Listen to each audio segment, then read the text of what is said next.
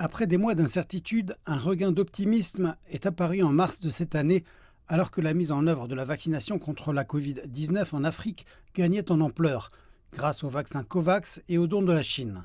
Mais juste la semaine dernière, l'Organisation mondiale de la santé a déclaré que le continent n'avait administré que 2% des plus de 690 millions de vaccins contre la Covid-19 administrés dans le monde, alors même qu'un débat fait rage dans les capitales mondiales autour des passeports vaccinaux. Les premiers certificats de vaccination ont été adoptés en 1951 contre la fièvre jaune, la variole et le choléra.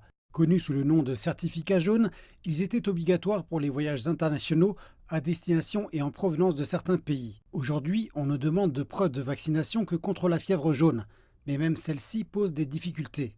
Le certificat jaune a été mis en place avec succès dans le monde entier. Le seul problème est qu'il est en papier et qu'il n'existe aucun système pour confirmer qu'un certificat particulier est authentique et que les vaccins qu'il est indiqué qu'une personne a reçus ont effectivement été reçus.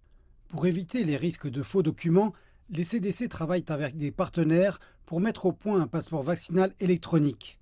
Celui-ci serait téléchargé sur le téléphone, vérifié via un code QR qui est relié à une base de données actuellement en cours de construction. Mais avec seulement 13 millions de doses de vaccins administrées dans 43 pays d'Afrique, on craint qu'un passeport vaccinal contre la Covid-19 n'entrave les déplacements d'une majorité d'Africains. Aujourd'hui, un certificat de vaccination contre la Covid constituerait un grand inconvénient pour ceux d'entre nous qui vivons et travaillons en Afrique, parce qu'il y a très peu de personnes qui ont effectivement été vaccinées contre la Covid-19 sur le continent. Les CDC Afrique disent que pour que des passeports vaccinaux fonctionnent en Afrique, 3 choses doivent être mises en œuvre: la disponibilité des vaccins, le renforcement des capacités et l'éducation pour désamorcer les craintes liées aux vaccins.